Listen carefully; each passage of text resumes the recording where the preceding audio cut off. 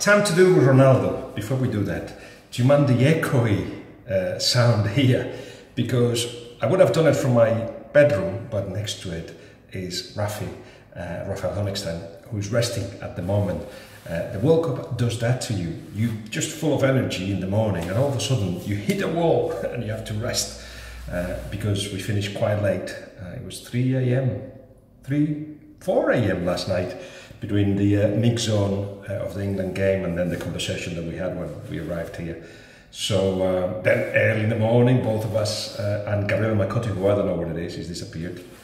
We're just going to do some pieces with some television, in my case TRT of Turkey, and then I think Rafi was doing ESPN. Anyway, came back and collapsed. So we have through the day, and we already had our first siesta. Hence a long start, hence me doing it in the kitchen. This is the kitchen, see, very smart. And the echo as well. Anyway, that shouldn't be here, should it? No. So, Cristiano Ronaldo, I wanted to talk to you about that because, of course, you must have seen the stories in the papers about Juventus having agreed a deal with him that has to do with wages and also 100 million euros buyout clause. Let me give you the context, which I guess you heard before, but I'll give you some, I'll add some meat to the bone. As you know, the relationship between Cristiano Ronaldo and Florentino Perez has not been great. From the beginning, it's all in my biography of Cristiano, because there was even a point just before Cristiano, it was all agreed and announced, there was a point in which when Florentino Perez became president of Real Madrid, everything almost went pear-shaped. It was a deal agreed by Ramon Calderón, the former chairman of Real Madrid. It was a very clever agreement that was done 6 months before the season ended, the last season of Cristiano at Manchester United, around December.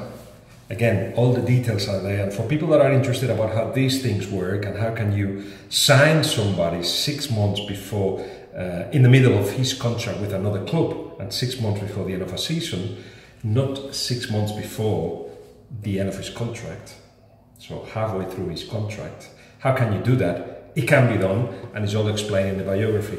So anyway, Florentino Perez comes in, wins the elections, comes in as the savior of Real Madrid yet again, and is not so happy about the deal with Cristiano Ronaldo. And there was a moment, 11 o'clock in the evening, where everything was about to break down, and Jorge Mendes was going to send his lawyer and Cristiano's lawyer the next morning to Madrid to break the deal. And he had offers from Manchester City and Barcelona at the time.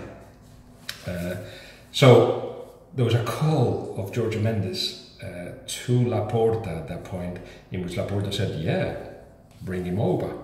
And that would have been Messi and Ronaldo together. But anyway, Florentino Perez kind of backed off and said, no, let's leave it as it is. But since then, Cristiano knew that Florentino didn't consider him one of his Galactico signings, and that has never been forgotten, despite the fact that it's been, what, 9 years at Real Madrid.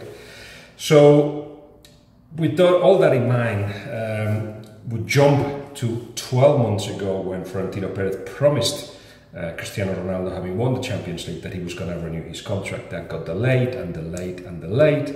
Added to that the fact that quite clearly Florentino Perez will love to have Neymar in the team, and in the Ballon d'Or presentation, or was it the best?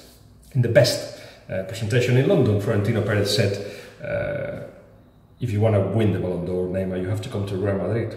That drove Ronaldo mental, because meanwhile, negotiations had not started about a new contract with Real Madrid.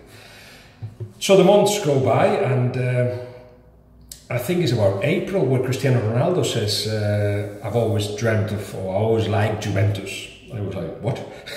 First time ever you say that. But anyway, of course, him and Jorge Mendes were already thinking and talking to Juventus. It was a call that Jorge Mendes made to Juventus, who couldn't believe that that was a possibility.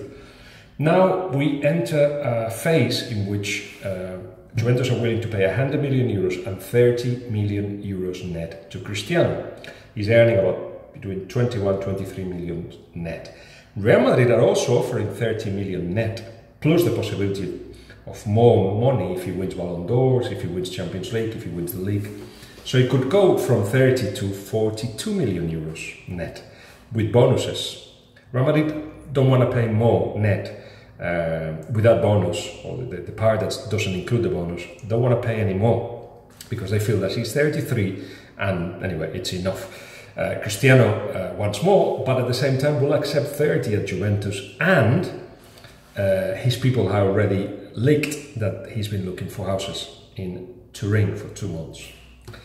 So the situation is, the story comes out, leaked in my eyes from the Ronaldo camp. Everything agreed with Juventus. They're willing to pay 100 million.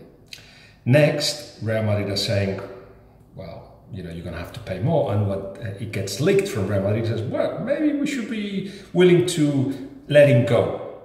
And this is a poker game that has been played here, because Ronaldo said, I'm going, stop me, I'm going. And Real Madrid are saying, okay, go.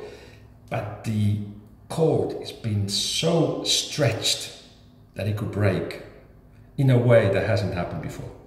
So every summer, especially in the last 3 years, Cristiano has threatened to leave, and Real Madrid have said, well, there's 1 billion euros buyout clause, so if you want to go, somebody's got to pay a lot of money for you. But what is happening now, of course, Real Madrid are thinking, okay, if we let him go, Bale stays, and maybe we should get 2 or 3 top players around the world. Courtois being one, who knows, maybe Hazard. There will be a completely different situation. But above everything, they want Neymar, and PSG is saying Neymar is not for sale. Well, how about Mbappe? And PSG is saying no. Meanwhile, of course, UEFA are re-investigating the financial situation and the fair play of PSG, but will not affect PSG next season. So they don't feel the pressure to actually sell one of the 2 stars. For me, in brackets, it's the beginning of the Mbappe-Neymar era, and that will happen better if they were in different teams. And I think that will happen, but I feel not this summer. As it stands, Cristiano saying, okay, I'm going. And Real Madrid are thinking, okay, go. And they're making moves to see where they could put that money. It doesn't mean he will go right now, it doesn't mean that, but it means that he's never been so far, or he's never been so close to leave Real Madrid. So a situation that has to do with a lot of misunderstandings, with a lot of lack of love and respect that Cristiano has always felt, and generally the feeling from Real Madrid that if Cristiano goes, there's still a new era of Galacticos that can come. And what I think they failed to see is that Ronaldo has been crucial for many reasons to keep Real Madrid right at the top. Especially in the 3 months of the last 2 seasons, he's the one pushing Real Madrid to the next level. So we'll have to see, but that's where we stand right now.